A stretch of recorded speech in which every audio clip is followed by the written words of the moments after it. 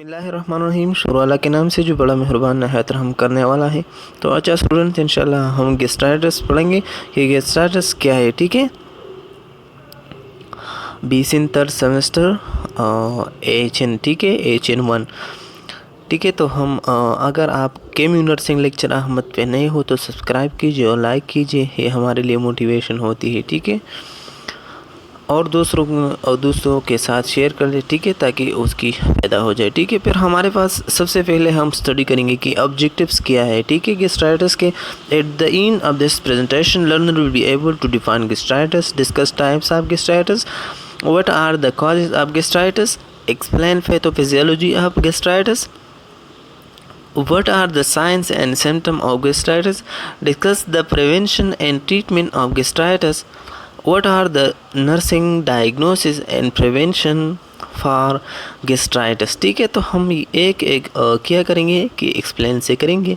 ठीक है, तो सबसे पहले हमारे पास गैस्ट्राइटिस की डिफिनीशन आप देख लें कि gastritis is an inflammation, irritation or erosion of the stomach mucosa. ठीक है, तो हमारे पास जब गैस्ट्राइटिस क्या है, गैस्ट्राइटिस हमारे पास अगर आप इस वर्ड्स को देखें, उसको मतलब स्प्लिट कर ले तो गेस्ट्रो हम स्टमक को कहते हैं, और एटस जो है वो हमारे पास एक लैटिन वर्ड है जो कि इन्फ्लेमेशन के लिए हम यूज़ करेंगे। ठीक है, तो हमारे पास गैस्ट्राइटिस हमारे पास स्टोमक की इन्फ्लेमेशन को कहते हैं, या किसी वजह से कोई भी उसकी जो म्यूकोसा होते हैं ना, तो उसमें इरिटेशन आ जाए या उसकी इरोजन आ जाए। तो इरोजन हमारे पास जब उसकी जो म्यूकोसल मेम्ब्रेन होते हैं, म्यूकोसल लाइनिंग होते हैं ना इंटरनली, ठीक है, तो जब वो किसी वजह से मतलब मुख्तलिफ़ किस्म की फैक्टर हो सकती है। ठीक है, H फाइलोरी, इसी तरीके से विटामिन्स और डेटरीज, या बहुत ज़्यादा स्पाइसी फूड्स कोई खाता है। ठीक है, तो उसी वजह से उसकी जो लाइनिंग होते हैं ना म्यूकस की, वो इरिटेट हो जाती है, तो उसकी वजह से उसकी जो लाइनिंग होती है ना, तो उसमें इन्फ्लामेशन आ जाती है, तो उसी वजह से उनको हम क्या कहते हैं। तो गैस्ट्राइटिस हमारे पास इन्फ्लामेशन ऑफ या इरिटेशन या erosion of the stomach mucosa. ठीक है, फिर हमारे पास आते हैं एमसीक्यूज़ के लिहाज से ये बहुत ज़्यादा आम है कि पेन गैस्ट्राइटिस हमारे पास क्या है कि inflammation of the whole stomach is called pain gastritis. तो ये याद रखें, जब हमारे पास जितने भी हमारा स्टमक है ना, तो जब वो एज अ होल स्टमक वो इन्फ्लेम हो जाते हैं तो उसको हम पेन गैस्ट्राइटिस कहते हैं। ठीक है, और इसी तरीके से हमारे पास एंट्रल गैस्ट्राइटिस है, तो enteral gastritis inflammation of part of stomach is called enteral gastritis. ठीक है, तो ये भी आप याद रखें एमसीक्यूज़ के लिए कि जब स्टमक की कोई भी पार्ट वो इन्फ्लेम हो जाते तो उनको हम एंट्रल गैस्ट्राइटिस कहते हैं। ठीक है, in some cases the infection can lead to ulcer increase risk of stomach cancer. ठीक है, तो हमारे पास जब आपने अर्लियर स्टेज में उसकी केयर नहीं की तो फिर वो वर्सन किया जाता है और वो बहुत ज़्यादा मतलब एक इमरजेंसी कंडीशन में चला जाता है, और इससे काज होते हैं अल्सर, और अल्सर के बाद कैंसर वगैरह ये चीज़ें काज हो सकती है। ठीक है, तो यहाँ आप समझ गए ना स्लाइड पे।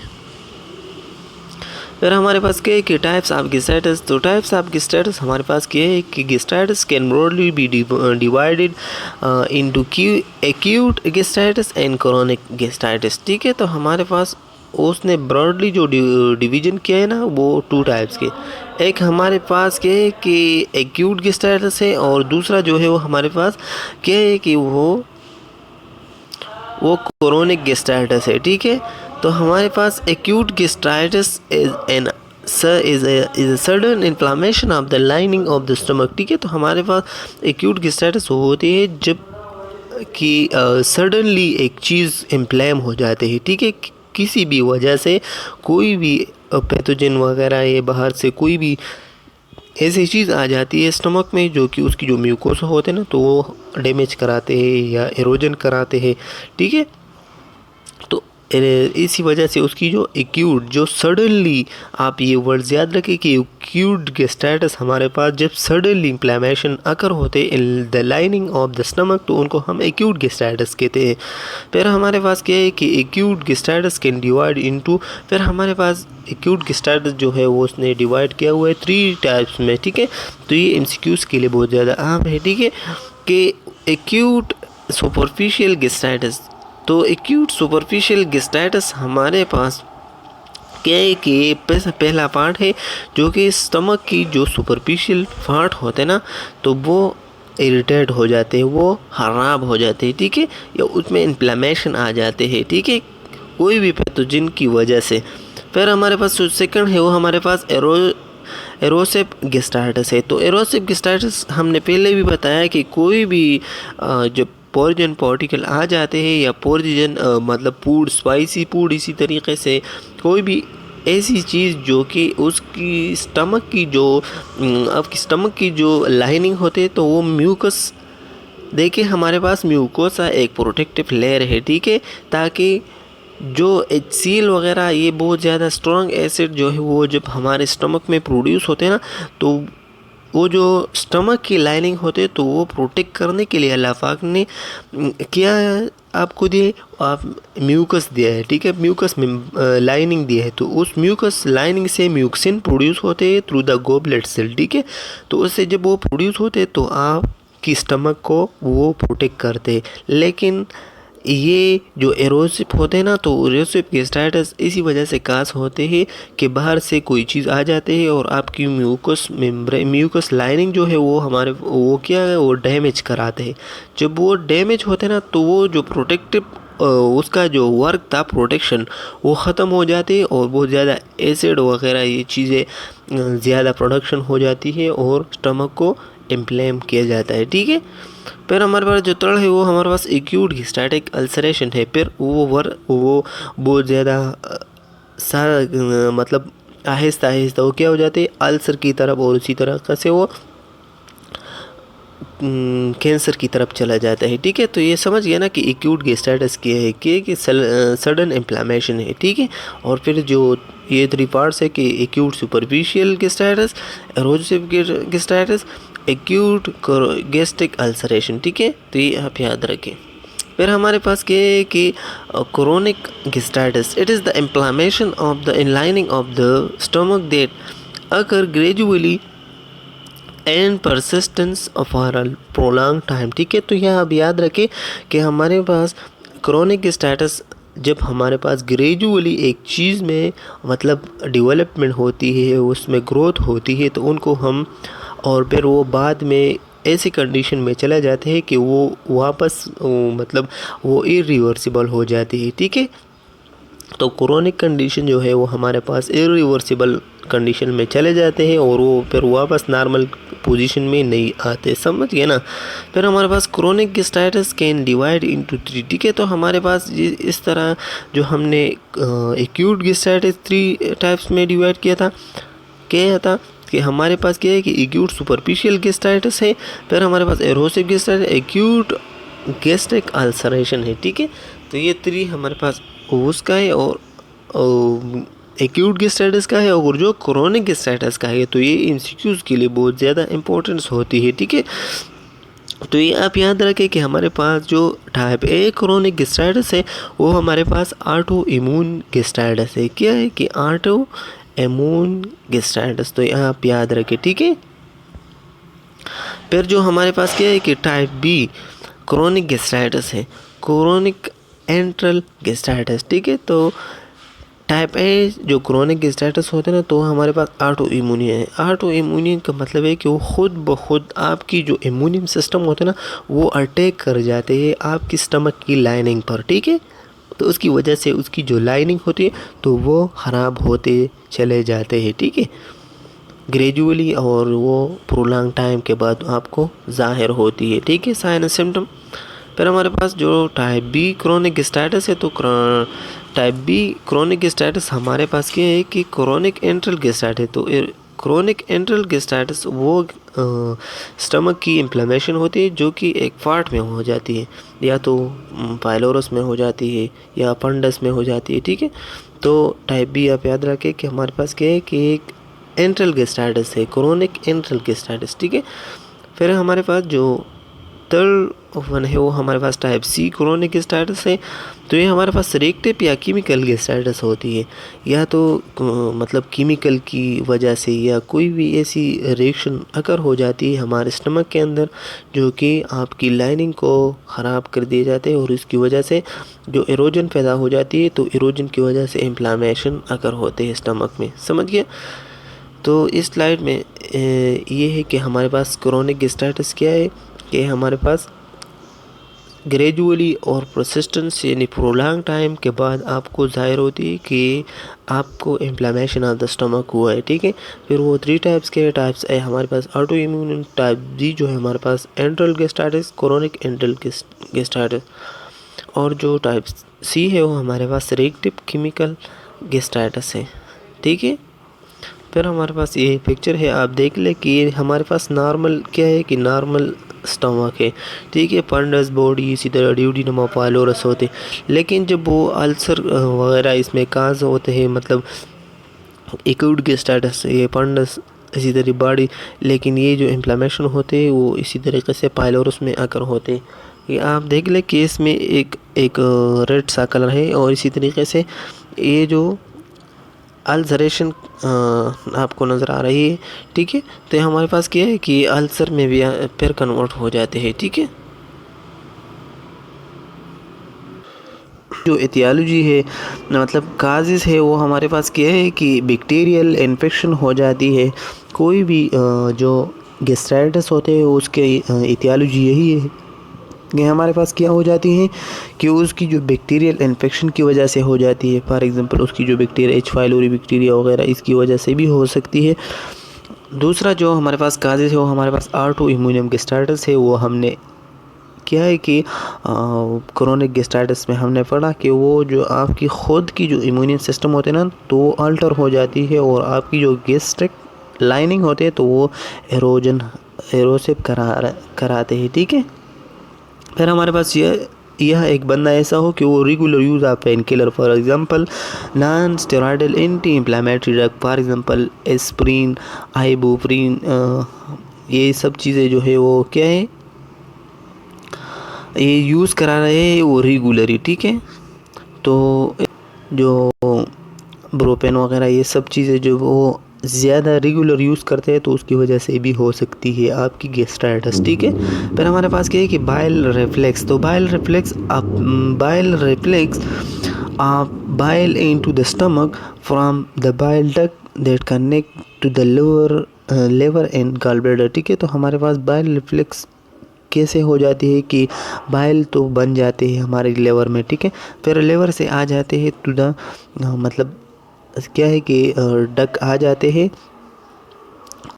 थ्रू द हेपेटिक डक आ जाते हैं हमारे पास। क्या है कि गॉल ब्लैडर में, और गॉल ब्लैडर में जो हेपेटिक डक्स है वो सिस्टिक डक की थ्रू वो गॉल ब्लैडर में स्टोर होते हैं। ठीक है, जब वो उससे मतलब आपने खाना नहीं खाया और वो ख़ुद ब खुद आपकी गॉल ब्लैडर से वो रिमूव हो जाते हैं और ड्यूodenum में आ जाती है, तो उसकी वजह से भी क्या हो जाती है कि उसको बार बार जो बाइल रिफ्लेक्स आ जाते हैं ना, तो गॉल ब्लैडर से वो आ जाते हैं थ्रू द बाइल डक की थ्रू ड्यूodenum में। तो वो आपको जो ड्यूodenum होती है तो वो क्या करा देते हैं, वो भी ख़राब करा देते हैं। ठीक है, तो ये भी एक खास होती है।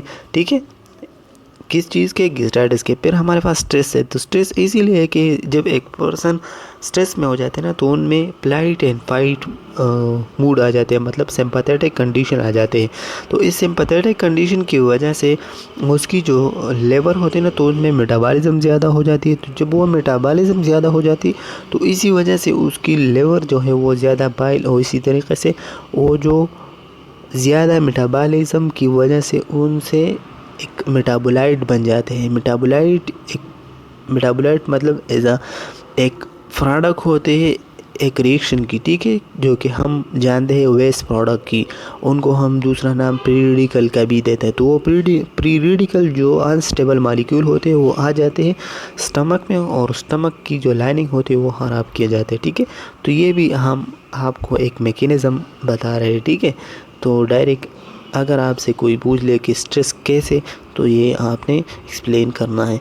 फिर हमारे पास अल्कोहल एडिक्शन है। अगर एक पर्सन ऐसा हो कि वो अल्कोहल ज़्यादा पी रहा हो, ठीक है, तो उसमें ज़्यादा अल्कोहल और स्मोकिंग जो है या कोकेन, ये सब चीज़ों में हमारे पास कार्सिनोजेनिक सब्सटेंसेस होते हैं, ठीक है।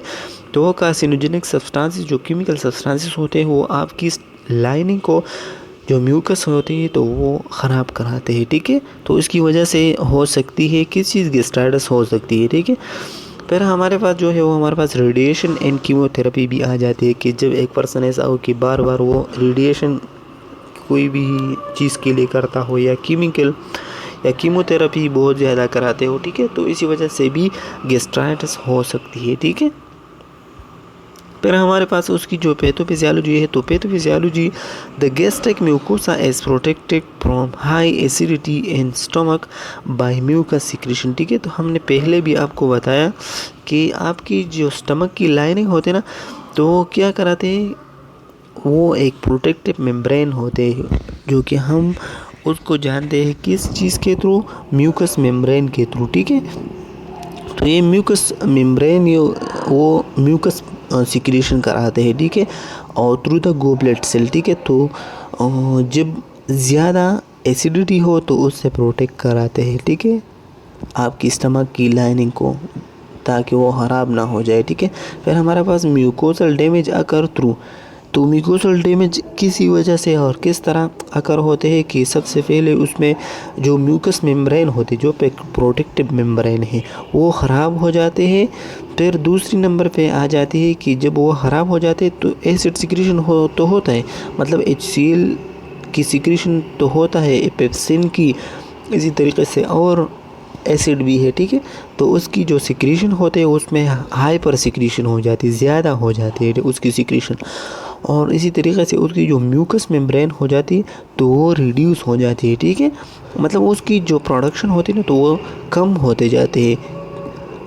आप सोच लेके जब एक प्रोडक्टिव चीज़ कम होते जाते हैं और जो मतलब इरिटेटिव चीज़ होते हैं, वो नुकसान देने वाली चीज़ होते हैं, वो ज़्यादा हो जाती, तो उसकी वजह से क्या हो जाते, उसकी स्टमक की जो लाइनिंग होती है ना, तो वो ख़राब हो जाती है। फिर उसकी जो जनरलाइज इन्फ्लेमेशन रिजल्ट, ठीक है, तो हमारे पास क्या इसकी वजह से इन्फ्लेमेशन आ जाते हैं, ठीक है। तो ये हमारे पास क्या है कि पैथोफिजियोलॉजी है कि ड्यू टू एनी काज, मुख्तलिफ़ किस्म के काज की वजह से क्या हो जाते हैं कि उसकी लाइनिंग जो है वो ख़राब हो जाती है, ठीक है। फिर दूसरे नंबर पे जो दिस बैरियर इज़ पेनिट्रेटेड, जो प्रोटेक्टिव बैरियर था, फॉर एग्जांपल उसकी जो म्यूकस सिक्रीशन था, तो क्या करा देते हैं, तो उससे पेनिट्रेट किए जाते हैं जो HCl है, ठीक है। तो hydrochloric acid mean HCl come into the contact while the mucus, ठीक है, तो आ जाते हैं म्यूकस की कंटेक्ट में, और फिर स्मॉल ब्लड वेसल जो म्यूकस मेम्ब्रेन में मौजूद, म्यूकस लाइनिंग में मौजूद होते हैं, तो वो इंजर हो जाती है, ख़राब हो जाती है। तो इसकी वजह से जो फ्लूइड वगैरह होते हैं तो वो इंटस्टिशियल स्पेसेस में चला जाते हैं, और उसकी वजह से एडेमा और उसकी जो हेमरेज होते हैं, मतलब उसकी जो ब्लड वेसल होते हैं ना, तो उससे ब्लीडिंग आना शुरू हो जाती है, और इसी तरीके पॉसिबल अल्सरेशन हो, फिर ईंड में जो है वो अल्सरेशन काज होती है, ठीक है। तो ये हमारे पास सिंपल पैथोफिजियोलॉजी है, ठीक है, जिस सबसे पहले उसकी जो म्यूकस मेम्ब्रेन होती है वो ख़राब हो जाती है। तो जब वो प्रोटेक्टिव मेम्ब्रेन ख़राब हो जाती है तो जो HCl है वो ज़्यादा प्रोडक्शन होते हैं, तो वो HCl जो है वो आपकी स्टमक की जो बैरियर लाइनिंग था, म्यूकस था, उसमें अंदर चले जाते हैं, ठीक है। तो जब वो अंदर चला जाते हैं तो आपको मतलब एडेमा, हेमरेज, इसी तरह अल्सरेशन खास होती है, ठीक है।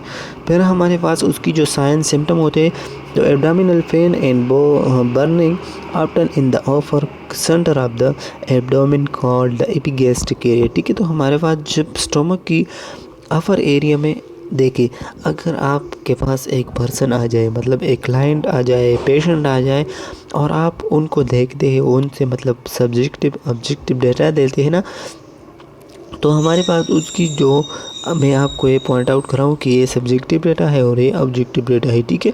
तो एब्डोमिनल पेन या बर्निंग, ये सब चीज़ें जो है वो बता रही है कि हमारे ऊपर जो एब्डोमिनल है, तो हम एज अ मेडिकल उनको एपिगैस्ट्रिक एरिया कंसिडर करते हैं, ठीक है। कि उसकी जो एपिगैस्ट्रिक एरिया है उनमें क्या हो जाती है, बर्निंग और पेन हो जाती है, ठीक है। तो एक ये तो हमारे पास सब्जेक्टिव डेटा होता है, ठीक है।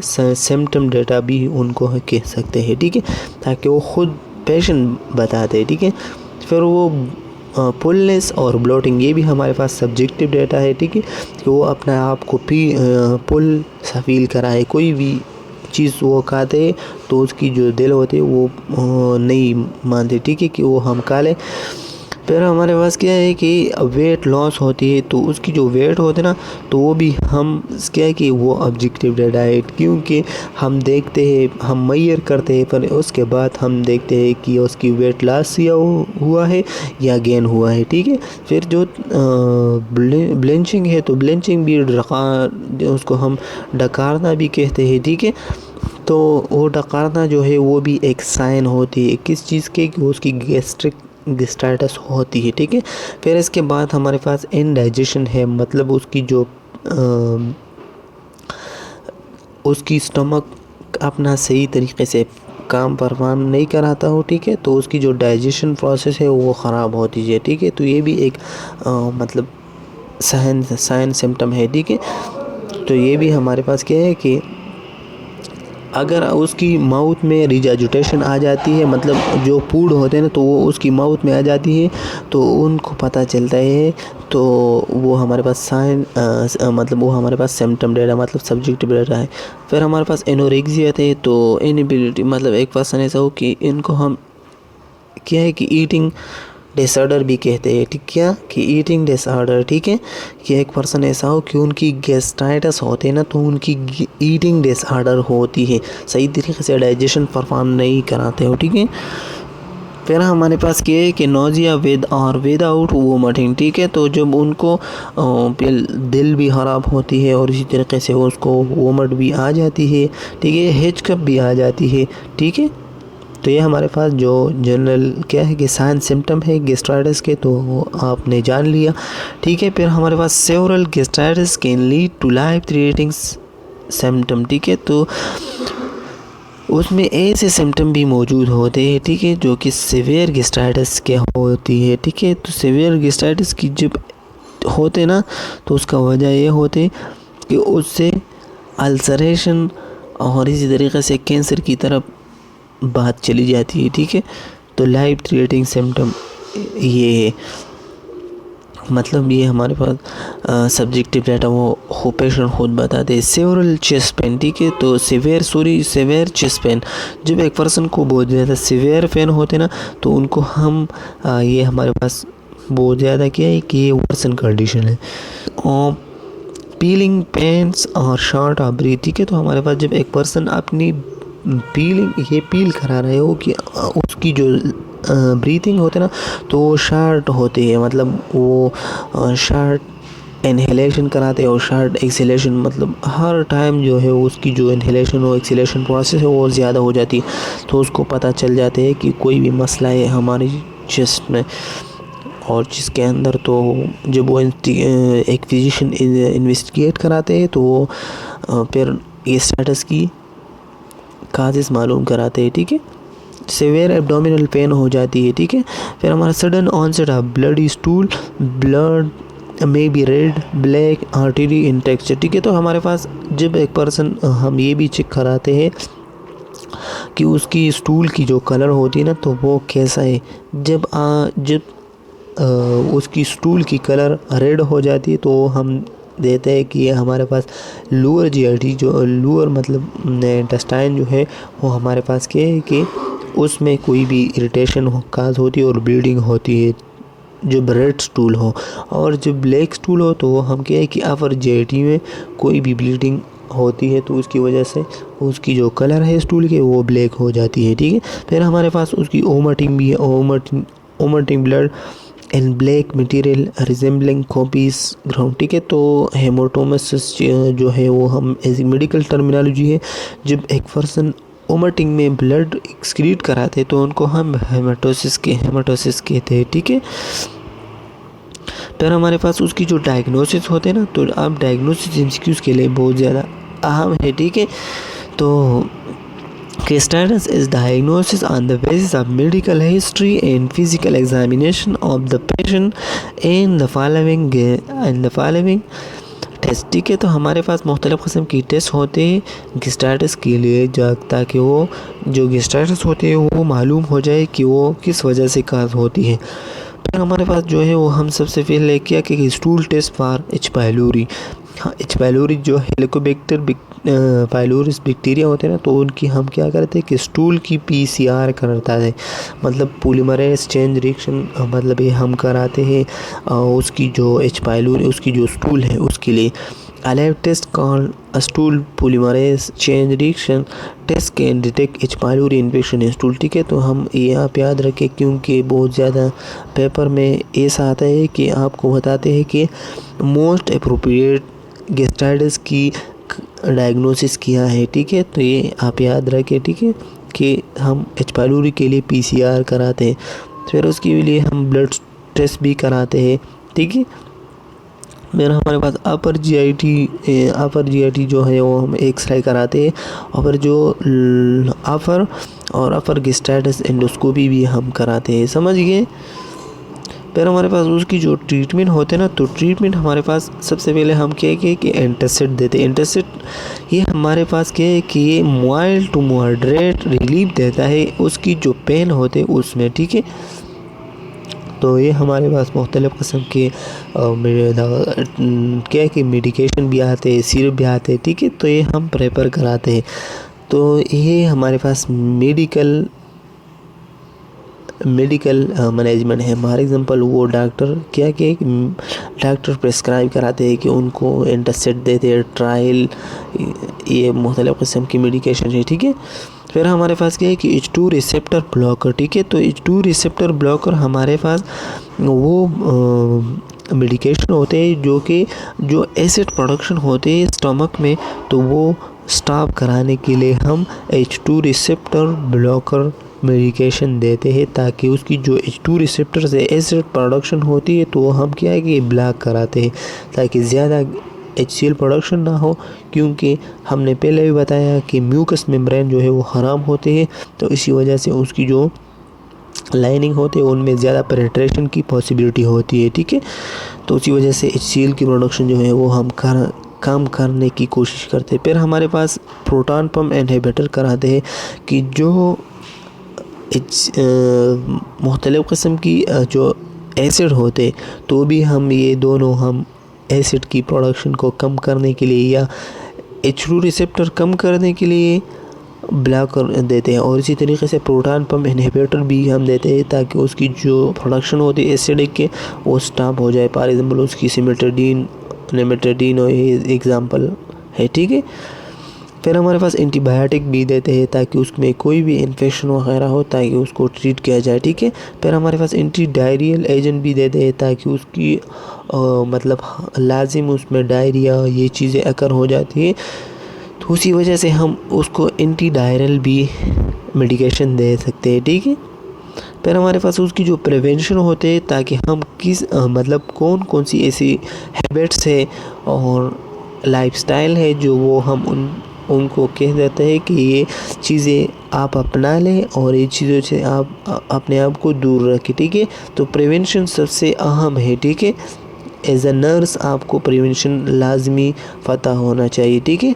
तो हमारे पास क्या है कि ईटिंग हैबिट्स क्या है, तो ईटिंग हैबिट्स में हमारे पास आते हैं कि मतलब आप अच्छी तरीक़े से खाना खाते हैं या नहीं खाते, या आप दिन में मतलब 3 टाइम से ज़्यादा खाना खाते हैं या बहुत कम खाते हैं, ये सब हैबिट्स उसमें आ जाते हैं कि आपने एक रेगुलर शेड्यूल बनाना है, ठीक है। फिर हमारे पास अवॉइड अल्कोहल, ठीक है। तो अल्कोहल इसी वजह से अवॉइड करना है। हमने पहले भी बताया कि इसमें मुख्तलिफ़ किस्म के केमिकल होते हैं ताकि आपकी लाइनिंग को मज़ीद जो है वो कमज़ोर करने की कोशिश किया जाता है, ठीक है। तो अल्कोहल को स्टॉप करना है। फिर हमारा डू नॉट स्मोक इसलिए ये नहीं करना है कि उसमें भी कार्सिनोजेनिक सब्सटेंसेस होते हैं जो कि आपकी म्यूकस मेम्ब्रेन को ख़राब करते हैं। फिर मेंटेन अ हेल्थी वेट भी सबसे मोस्ट अप्रोप्रिएट जो काज होते हैं, मतलब उसी वजह से गैस्ट्राइटिस हो सकती है कि आप हर टाइम जो है वो खाते रहते हैं, ठीक है, और कोई काम वगैरह नहीं हो, ठीक है। तो सेडेंटरी लाइफस्टाइल से अपने आप को बचाना है, ठीक है, और अच्छी तरीके से एक्सरसाइज करना है, ठीक है। तो एक्सरसाइज रेगुलरी मैनेज स्ट्रेस, ठीक है। तो स्ट्रेस की वजह से भी हमारे पास जो म्यूकस मेम्ब्रेन होती है वो ख़राब हो सकती है, ठीक है। तो आपकी जो म्यूकस मेम्ब्रेन है और जो स्ट्रेस है वो आपने क्या है कि म्यूकस मेम्ब्रेन को बचाना है स्ट्रेस से, ठीक है। फिर हमारे पास क्या है कि उसकी जो कम्प्लिकेशन होती है, मतलब मुख्तलिफ़ किस्म की कम्प्लिकेशन आ सकती है, ठीक है। तो गैस्ट्रो इंटेस्टाइनल हेमरेज आ जाती है कि उसकी जो गैस्ट्राइटिस होती है, मतलब स्टमक होती है ना, स्टमक की लाइनिंग, उसकी हेमरेज इसी तरीके से होते हैं कि उसकी जो स्मॉल ब्लड वेसल होती है, तो उसकी स्मॉल ब्लड वेसल की क्या हो जाती है, रप्चर किया जाता है सील वगैरह है मुख्तलिफ़ किस्म की एसिड की वजह से, और वो ब्लड वेसल जो है वो हमारे पास क्या है, उससे ब्लीडिंग आना शुरू हो जाते हैं। तो उनकी वजह से वो बहुत ज़्यादा कम्प्लिकेशन में चले जाते हैं, ठीक है। तो ये बहुत ज़्यादा कम्प्लिकेटेड क्या है कि साइन सिम्टम है, ठीक है। फिर हमारे पास पर्नीशियस एनीमिया होते हैं। तो पर्नीशियस एनीमिया आप कंसेप्चुअली देख ले तो पर्नीशियस एनीमिया हमारे पास एक ऑटो इम्यूनियम डिसऑर्डर होती है, मतलब ये आपकी बॉडी खुद क्या है कि प्रोड्यूस कराते हैं, मतलब उसकी आपकी इम्यूनियम सिस्टम की वजह से पर्नीशियस एनीमिया होते हैं, ठीक है।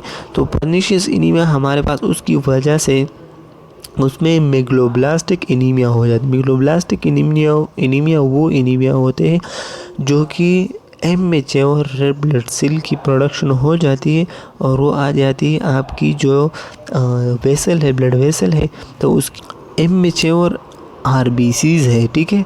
तो वो उसकी वजह से प्रोड्यूस होते हैं पर्नीशियस एनीमिया की वजह से, और वो आपकी मुख्तलिफ़ किस्म की काजेस है कि increase risk of stomach cancer, ठीक है। तो हमारे पास क्या है कि सही तरीके से जब आपने अर्लियर स्टेज में उसकी केयर नहीं की तो फिर वो ख़राब हो जाती है, ठीक है। फिर हमारे पास क्या है कि malnutrition due to lack of appetites discomfort and decrease nutritional intake, ठीक है। तो हमारे पास मुख्तलिफ़ किस्म की माल न्यूट्रिशन की वजह से हो सकती है। हमने पहले बताया कि कोई भी सही तरीके से खाना नहीं खाता हो, ठीक है, या उसकी जो न्यूट्रिशनल इंटेक हो डिक्रीज़ हो और उसको रिक्वायर ज़्यादा हो। फिर हमारे पास preferred gastritic ulcer which can lead to bleeding, ठीक है। तो हमारे पास मुख्तलिफ़ किस्म की गैस्ट्राइटिक अल्सर होते हैं, तो वो क्या हो जाते हैं, उसकी वजह से ब्लीडिंग भी हो सकती है, ठीक है। फिर हमारे पास क्या है कि सिवियर डिस्कम्फर्ट और पेन, ठीक है। तो मुख्तलिफ़ किस्म के डिस्कम्फर्टिबिलिटी भी उसकी वजह से भी हमारे पास एक कम्प्लिकेटेड की पेन आ जाती है, ठीक है।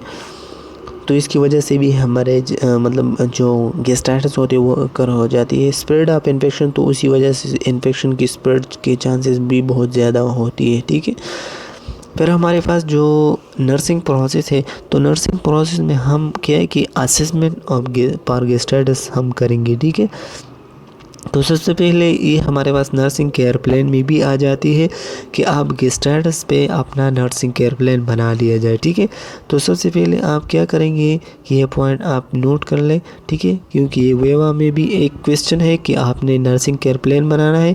और आप अगर क्लिनिकल पे जाते हॉस्पिटल्स में तो हर रोज़ जो है वो एक नर्सिंग केयर प्लान बनाना चाहिए, ठीक है। आपसे कॉलेज वाले बनवाते हैं, ठीक है। During the gathering health history the nurse ask about the sign and symptom in patient, ठीक है। तो सबसे पहले क्या है कि ड्यूरिंग गैदरिंग हेल्थ हिस्ट्री में क्या करें, सबसे पहले उसकी जो हिस्ट्री होती है उसमें देखना है कि उसकी साइन सिम्टम पहले किया था, ठीक है। सबसे फिर बाद में does the patient have heart burn, can not eat Nazia vomit, ठीक है। तो फिर उससे ये भी पूछना है कि आपकी हार्ट बर्न होती है या उसकी आप जब खाते हैं तो आपको कोई भी नाजिया वोमिटिंग होती है या नहीं होती। Does the patient have symptom occur at any time before और आफ्टर मील, ठीक है। तो ये भी आपने उससे मालूम करना है कि जब आप खाते हैं या नहीं, खाने से पहले आपका पेन होते गैस्ट्रिक साइड में, और जब आप खाना खाते हैं फिर वो नहीं होते। तो ये भी आपने मालूम करना है कि खाने से पहले पेन होते हैं या खाने के बाद पेन स्टार्ट हो जाती है, ठीक है। Does the patient have symptom associated with anxiety, stress, allergies, eating or drinking too much or eating too fast, and how symptom disappear, ठीक है। तो हमारे पास ये भी आपने मालूम किया कि पेशेंट की साइन सिम्टम जो है वो किसी वजह से एनजाइटी, स्ट्रेस, ये सब चीज़ों से है, या उसकी जो सिम्टम है वो इस चीज़ों से मतलब डिसअपेयर हो जाती है, ख़त्म हो जाती है। तो ये भी आपने मालूम कर दिया। Is there is a history of previous gastric और स्टमक सर्जरी, ठीक है। तो ये आपने हिस्ट्री भी देखना है कि उसको जो पहले तो सर्जरी वगैरह ये चीज़ें नहीं हुआ है, ठीक है। फिर हमारे पास जो नर्सिंग डायग्नोसिस है, तो आपने असेसमेंट के बेस पे आपने डायग्नोसिस बनाना है, ठीक है। तो nursing diagnosis based on all the data assessment, nursing diagnosis is the major include the following, ठीक है। तो हमारे पास मुख्तलिफ़ किस्म की नर्सिंग डायग्नोसिस बना सकती है, ठीक है। तो नर्सिंग डायग्नोसिस आसान है, ठीक है, कि उनको एक पर्सन ऐसा हो कि वो आ जाए तो उसमें आप देखते हैं कि एक्यूट पेन है, तो एक्यूट पेन किसकी वजह से है। तो हमने पहले बताया कि एक्यूट पेन का उसकी रिलेटेड टू किस वजह से है, गैस्ट्रिक म्यूकोसल इरिटेशन, उसकी जो म्यूकस मेम्ब्रेन है वो इरिटेट हुआ है। दूसरा जो है इम्बैलेंस न्यूट्रिशन, तो इम्बैलेंस न्यूट्रिशन है कि जो उसकी बॉडी जो रिक्वायरमेंट होती है ना, तो उस किसी मुनासिब से वो कम ले रहा हो, तो उसकी वजह से इम्बैलेंस न्यूट्रिशन हो सकती है। रेस्ट पर fluid volume defect related to इसी वजह से होते हैं, उसकी जो वॉल्यूम है फ्लूइड के वो इसी वजह से कम होती है, ताकि वो मतलब वो वोमिटिंग भी कराते हो या उसमें डायरिया उसकी वजह से हो, उसकी जो फ्लूइड लॉस होती है ना तो वो ज़्यादा हो जाती है, उसी वजह से उसकी जो फ्लूइड वॉल्यूम है वो ख़राब हो सकती है। फिर उसकी जो नॉलेज क्या है कि knowledge depression related to unfamiliarity with the disease process, ठीक है। तो उसकी जो डिजीज़ प्रोसेस होते तो उससे वो ख़बर नहीं होते, इसीलिए उसको नॉलेज की डिफिशिएंसी होती, तो वो एंजाइटी में भी हो सकती है। फिर हमारे पास जो nursing diagnosis and nursing intervention, pain हमारे पास एक्यूट है, क्रोनिक पेन है, ठीक है। हमने पहले भी बताया कि ये हमारे पास 2 टाइप्स के हैं, एक एक्यूट है और दूसरा जो हमारे पास क्रोनिक है। तो एसोसिएटेड विद इन्फ्लेमेशन और irritation of gastric mucosa due to increase gastric acid, ठीक है। तो हमारे पास जब गैस्ट्रिक एसिड की हो जाती है, इरिटेशन हो जाती है म्यूकोसा की, तो हमारे पास गैस्ट्रिक एसिड जो है वो ज़्यादा प्रोड्यूस होते हैं, ठीक है। दोनों कंडीशन में, एक्यूट में भी और क्रोनिक में भी, ठीक है। नर्सिंग इंटरवेंशन हम उस पेन गैस्ट्राइटिस के लिए हम क्या करेंगे, मतलब हम एक पेशेंट को किसी तरीके से बताएंगे कि आपने करना है नहीं करना है। तो सबसे पहले हमने assess the patient general condition, ठीक है। तो हम देखते हैं कि उसकी जनरल कंडीशन क्या है, मतलब वो पेन में है या उनकी जो चेहरा है उन पे ज़ाहिर होती है कि पेन में है या वो अच्छी कंडीशन में है। फिर हमारे पास उसकी जो वाइटल साइंस है तो उससे भी हम पता चलाते हैं, ठीक है। जो तीसरे नंबर पे हो हमारे पास असेस पेन स्केल में हम बताते हैं कि उसकी जो मुख्तलिफ़ किस्म की जो पेन स्केल होते हैं तो उनमें जो 1 से लेकर 10 तक नंबर होते हैं, तो 1 से 4 तक वो हमारे पास मतलब क्या है कि ऐसा पेन होते कि वो थोड़ा सा होते, फिर हमारे पास जो 5 से लेके 8 तक वो माइल्ड होते और वो सीवियर हो जाती। तो ये हम उस पे भी देखते हैं कि उसकी जो पेन की कंडीशन है वो कैसे है, ठीक है। फिर हमारे पास क्या है कि provide a quite environment and discomfort, ठीक है। तो फिर हम उसकी जो इन्वायरमेंट है तो वो चेक कराते हैं। फिर टीच रिलैक्सेशन टेक्निक्स, तो उसकी जो रिलैक्सेशन टेक्निक्स होते हैं तो वो भी हम क्या कराते हैं पे और उनको टीच कराते। फिर उसकी जो एलर्जी वगैरह है वो भी उसको प्रेपर कराते। फिर इसके बाद हमारे पास सेकंड नंबर जो है imbalance nutrition less than body requirement related to anxiety vomiting, ठीक है। तो ये भी हमारे पास हो सकती है कि जब उसकी बॉडी को ज़्यादा रिक्वायरमेंट्स होती और वो सही तरीके से अपना खाना नहीं ले रहा हो तो उनको हम क्या है कि इम्बैलेंस न्यूट्रिशन हो सकती है। Nutrition nursing intervention for imbalance nutrition less than body requirement gastritis, ठीक है। Allow client to choice food low calorie food are not allowed, ठीक है। तो वो आपने ऐसा देना है गैस्ट्राइटिस पेशेंट को, आपने क्या है कि क्लाइंट को देना है उस फूड को चॉइस देना है कि low caloric food are not allowed, मतलब इसी वजह से उसको ज़्यादा कैलोरी की डाइट देते हैं कि उसकी जो वो तो बार बार खाना नहीं खाते, ठीक है, क्योंकि उसको मसला है, उनको प्रॉब्लम है उसकी स्टमक में, और स्टमक तो मेन ऑर्गन है डाइजेशन के।